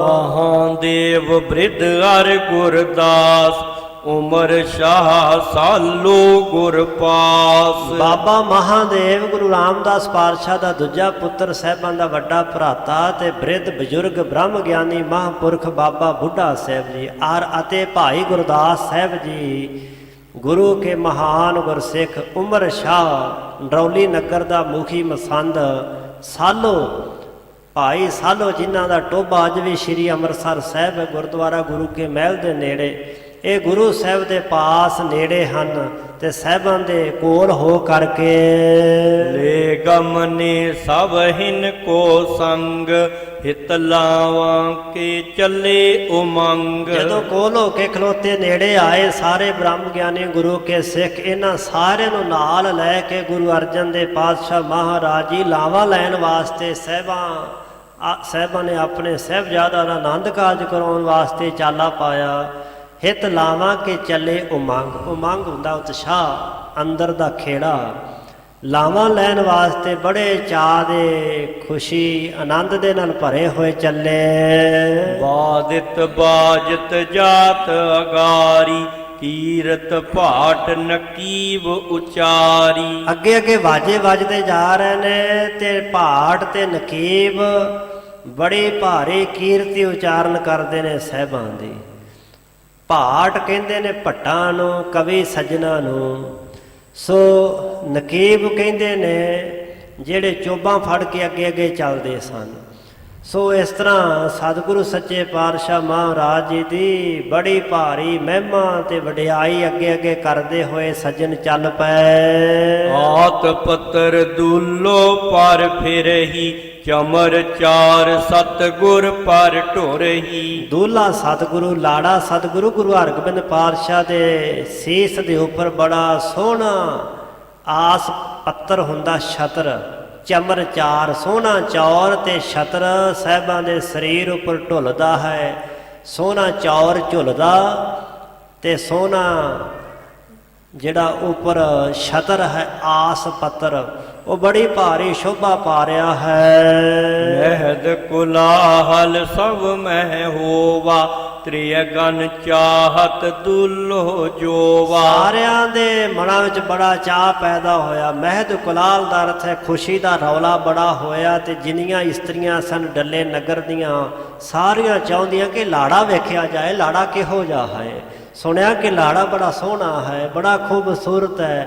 ਬੀਬੀਆਂ ਦੇ ਮਨਾਂ ਵਿੱਚ ਬੜਾ ਚਾਅ ਉਤਸ਼ਾਹ ਹੈ ਕਿ ਲਾੜਾ ਸਾਹਿਬਾਂ ਦਾ ਜੋ ਲਾਲ ਗੁਰੂ ਹਰਗੋਬਿੰਦ ਪਾਤਸ਼ਾਹ ਪੁੱਤਰ, ਉਹਨਾਂ ਦਾ ਦਰਸ਼ਨ ਕੀਤਾ ਜਾਏ। ਸੁਨ ਬਾਦਿਕਤ ਕੀ ਧੁਨ ਇੱਕ ਬਾਰੀ, ਬ੍ਰਿਖਵਮ ਭਇਓ ਸਵਿਨ ਮਨ ਨਾਰੀ। ਜਦੋਂ ਬਾਜਿਆਂ ਦੀ ਆਵਾਜ਼ ਸੁਣੀ ਇੱਕਦਮ ਉੱਚੀ ਆਵਾਜ਼ ਹੋਈ, ਸਾਰਿਆਂ ਜਾਣ ਲਿਆ ਕਿ ਉਹਨਾਂ ਆਨੰਦ ਕਾਰਜ ਹੋਣ ਲੱਗਾ। ਤੇ ਕਈ ਜਿਹੜੇ ਇੱਧਰ ਉੱਧਰ ਬੇਧਿਆਨੇ ਸਨ, ਬੇਭਰਮ ਭਇਓ ਸਭਨ ਮਨ ਨਾਰੀ। ਸਾਰੀਆਂ ਨਾਰੀਆਂ ਇਸ ਤਰ੍ਹਾਂ ਦੇ ਮਨ 'ਚ ਬੇਭਰਮ ਪੈਦਾ ਹੋ ਗਿਆ। ਬੇਭਰਮ ਇੱਕ ਉਹ ਅਵਸਥਾ ਹੁੰਦੀ ਜਿਹਨੂੰ ਘਬਰਾਹਟ ਤੇ ਕਾਹਲੀ ਵਾਲੀ ਅਵਸਥਾ ਕਹਿੰਦੇ ਨੇ। ਉਹ ਮਾਈਆਂ ਕੋਈ ਨਾ ਕੋਈ ਕਿਸੇ ਕੰਮ 'ਚ ਰੁੱਝੀ ਸੀ ਤੇ ਜਦੋਂ ਇਸ ਤਰ੍ਹਾਂ ਵਾਜੇ ਵੱਜੇ ਉਹਨਾਂ ਜਾਣਿਆ ਕਿ ਬਸ ਹੁਣ ਆਨੰਦ ਕਾਰਜ ਦਾ ਸਮਾਂ ਹੋਇਆ ਹੈ। ਕਿਸੇ ਅਚਾਨਕ ਆਏ ਮਨ ਵਿੱਚ ਚਾਅ ਤੇ ਉਤਸ਼ਾਹ ਸਮੇਂ ਪੈਦਾ ਹੋਈ ਕਾਹਲੀ, ਘਬਰਾ ਜਿਹਾ ਜਿਹੜਾ ਉਹਨੂੰ ਬੇਭਰਮ ਕਹਿੰਦੇ ਨੇ। ਬੜੀ ਕਾਹਲੀ ਵਿੱਚ ਉਹ ਸਾਰੀਆਂ ਹੋ ਗਈਆਂ ਤੇ ਭਾਈ ਸਾਹਿਬ ਕਹਿੰਦੇ ਇਸ ਤਰ੍ਹਾਂ ਛੇਤੀ ਨਾਲ ਉਹ ਤਿਆਰ ਹੋਈਆਂ ਨੇ ਲਾੜਾ ਵੇਖਣ ਵਾਸਤੇ। ਜਿਵੇਂ ਅਟਾਰੀਆਂ ਤੇ ਚੜ੍ਹ ਕੇ ਉਹਨਾਂ ਨੇ ਲਾੜਾ ਸਤਿਗੁਰੂ ਗੁਰੂ ਹਰਗੋਬਿੰਦ ਪਾਤਸ਼ਾਹ ਦੇ ਦੀਦਾਰ ਕੀਤੇ। ਫਿਰ ਅੱਗੇ ਆਨੰਦ ਕਾਰਜ ਹੁੰਦਾ ਹੈ। ਇਹ ਸਾਰਾ ਇਤਿਹਾਸ ਪ੍ਰਸੰਗ ਭਾਈ ਸਾਹਿਬ ਅੱਗੇ ਸੁਣਾ ਰਹੇ ਹਨ। ਇੱਥੋਂ ਤੱਕ ਵਿਚਾਰ ਕਰਦਿਆਂ ਹੋਈਆਂ ਬੇਅੰਤ ਭੁੱਲਾਂ ਚੁੱਕਾਂ ਦੀ ਮਾਫੀ। ਸਤਿਗੁਰੂ ਗੁਰੂ ਕੀ ਸੰਗਤ ਬਖਸ਼ਣਹਾਰ ਜੀ ਬਖਸ਼ ਲੈਣਾ। ਅੱਗੇ ਵਾਸਤੇ ਸਮੱਤ ਬਖਸ਼ਣੀ ਕਿਰਪਾ ਕਰਨੀ ਜੀ। ਅੰਤਲੀਆਂ ਪੰਕਤੀਆਂ ਪੜ੍ਹਦਿਆਂ ਵਾਹਿਗੁਰੂ ਗੁਰਮੰਤਰ ਦਾ ਜਾਪ ਕਰਦਿਆਂ ਸਮਾਪਤੀ ਹੈ ਜੀ।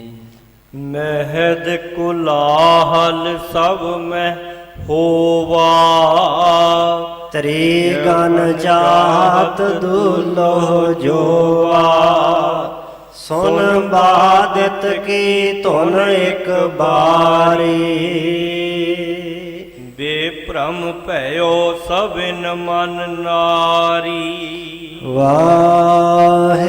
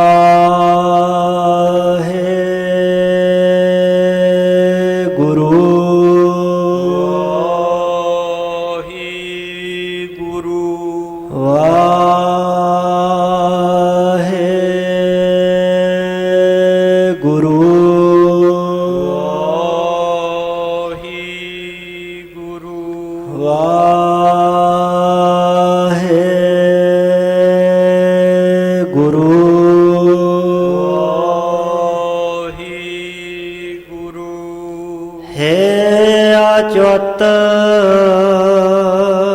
ਹੈ ਪਾਰ ਬ੍ਰਹਮ ਅਬਨਾਸੀ ਅਗਨਾਸ ਹੈ ਪੂਰਨ ਹੈ ਸਰਬ ਮੈਂ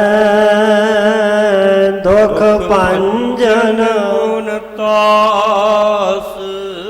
ਹੈ ਸੰਗੀ ਹੈ ਨਿਰੰਕਾਰ ਇਹ ਨਿਰਗੁਣ ਸਭ ਟੇਕ ਹੈ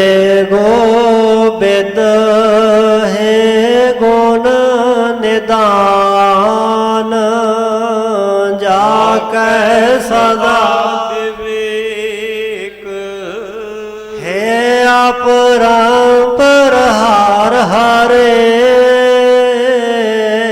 ਹੈ ਬਿਹੋਵਨ ਹਾਰ ਹੈ ਸੰਤ ਕੈ ਸਦਾ ਸੰਗ ਨਿਦਾਰਾ ਆਧਾਰ ਹੇ ਠਾਕੁਰ ਹਾਂ ਦਾਸ ਰੋ ਮੈਂ ਨਿਰਗੁਣ ਗੁਣ ਨਹੀਂ ਕੋਈ ਨਾਨਕ ਦੀਜੈ ਨਾਮ ਦਾਨ ਰਾਖੋ ਹੀਐ ਪਰੋਏ ਆਏ ਪ੍ਰਭ ਸਰਨਾਗਤੀ ਕਿਰਪਾ ਨਿਧ ਦਇਆਲ ਏਕ ਅੱਖਰ ਹਾਰ ਮਾਨ ਬਸਤ ਨਾਨਕ ਹੋਤ ਨਿਹਾਲ ਵਾਹਿਗੁਰੂ ਨਾਮ ਜਹਾਜ ਹੈ ਜੜੇ ਸੋ ਉਤਰੇ ਪਾਰ ਜੋ ਸ਼ਰਦਾ ਕਾਰ ਸੇਵੰਦੇ ਗੁਰ ਪਾਰ ਉਤਾਰਨ ਹਾਰ ਜੋ ਸ਼ਰਦਾ ਕਾਰ ਸੇਵੰਦੇ ਗੁਰ ਪਾਰ ਉਤਾਰਨ ਹਾਰ